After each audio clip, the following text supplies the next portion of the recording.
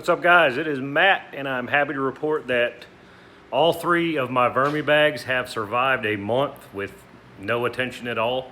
That purple bag right there, my son was putting some water in it just to keep it moist. It's got my red wigglers in it. My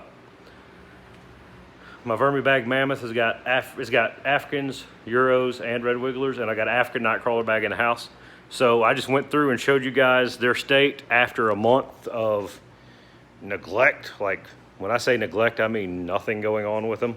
I didn't pop holes in some of the apples that I'd put in there, so they had stuff to work through. I am happy to report that everything survived, and all I've got to do is make sure the bags are moist and start top feeding again, and I'll be back running full circle.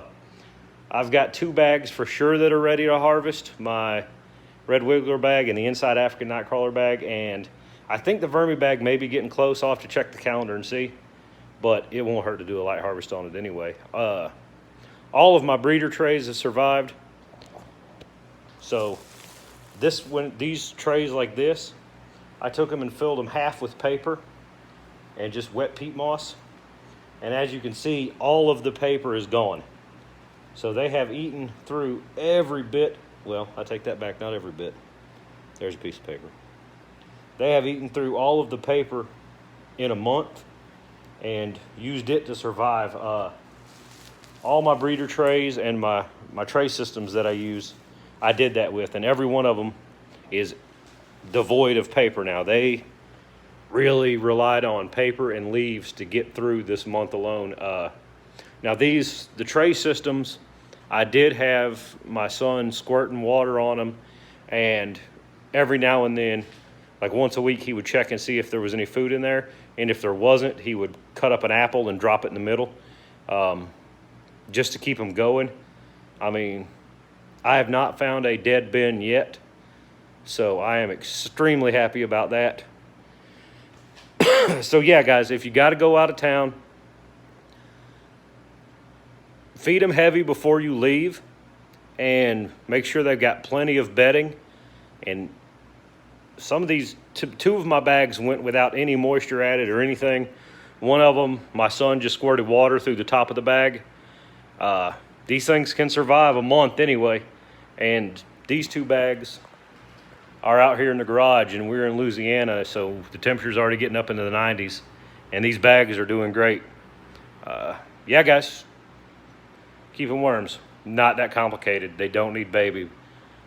After this little intro, I did a quick rundown on all three of the bags so you can see their status after, I think it's 28, 29 days, but yeah. All right, guys, thanks for watching. Okay, guys, so the first one we're going to check up on is my purple vermi bag minis that houses my red wigglers. It's been a month since this bag has been opened. My son has been squirting some water on the top to try to keep it moist, but as you can see, it's pretty dry up here on top. Everything is very well worked over. We have worms. Worms have survived. You can see them in there. This bag will be ready to be harvested. Oh, look at that. This apple, I didn't puncture it when I put it in there, so they've been slowly making their way through it, so I'm gonna go ahead and pop it open and let them work through it. See if there's anything else in there. That's kind of a surprise. I guess you really do need to puncture apples if you expect them to eat them.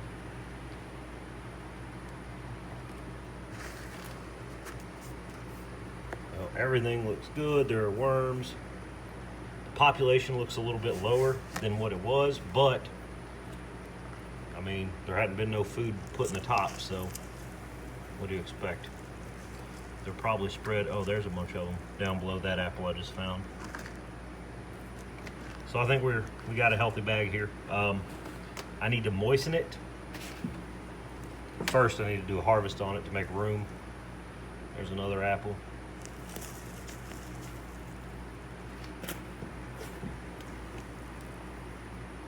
Wow, this bag will probably not even get fed this week. I'm gonna do a harvest on it at some point this weekend or early next week. Put some moist bedding on top of it, and I'm probably gonna move this in the house. I live in Louisiana. It is hot in the garage. I'll move the African night crawlers out here and give these red wigglers a break from the heat. And then in the fall, switch it back out and move the Africans back inside to keep them warm and let these guys come out here in the cool where they do just fine. So this Vermibag Mini has done just fine with limited supervision for a month, so I'm very happy about that. I will quickly be able to get this bag going at a high rate of speed once I move it in and get the moisture back right in it. About 2 weeks, probably less than that, we'll do an update and I will show you how many worms are actually in here once I get them back to the top and feeding again. Well, awesome. We'll look at the next bag tomorrow and decide where we go with it. Have a good night, guys. All right, guys, next up is the Vermibag Mammoth that I had all the leaves in. Let's give it a peel. I saw worms shoot down from the light as soon as I unzipped it, so I know there's worms in here. I can see them. That's excellent news. These leaves are getting chewed up super fast. I'm just checking to see if there's any food in here. We've got worms. Now that summertime temperatures are here, I'm gonna start putting frozen ice bottles in here to try to help keep it cool. Apparently I didn't pop apples open in any of these bags. So, I mean, the worms did not starve because they had all these apples to munch the skin on. So that's good. I'm only gonna check half this bag because I'm expecting the other half to be pretty much the same.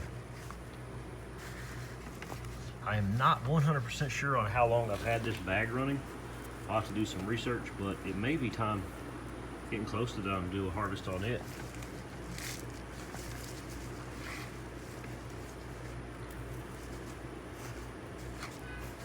But everything looks good in here. The worms are probably down lower where it's hopefully more moist than what it is on top. But that's an easy problem to fix, and I expect that after 1 or 2 feedings, these guys will be back up to the top and doing what they're supposed to be doing. As you can see, we got healthy worms with glatelliums. One thing I didn't see in here, I didn't see an African, an African night crawler, which I expected to see. I expected them to be thriving out here because it's so warm in Louisiana. But all I'm seeing is reds and euros.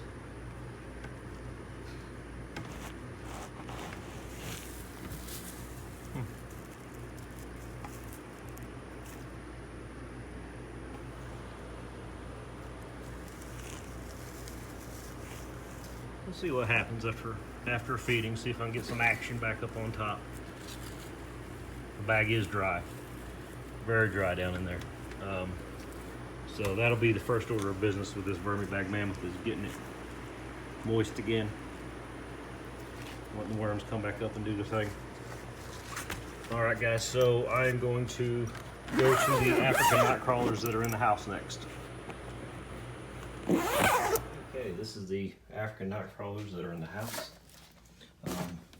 Boy, they've eaten everything in here. It looks like it's pretty moist. So, I'm sure there are worms in here. I'm sure they're deep because they haven't had food in a month.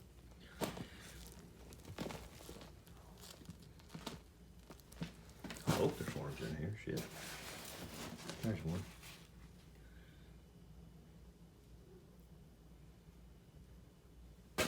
So we know we have some survivors.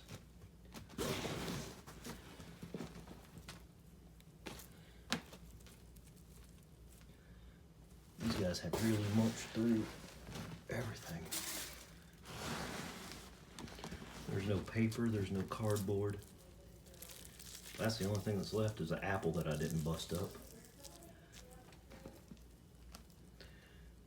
There's some worms. So we got some survivors.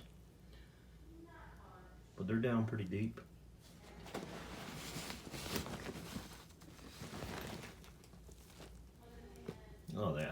they're in there. They're just deep.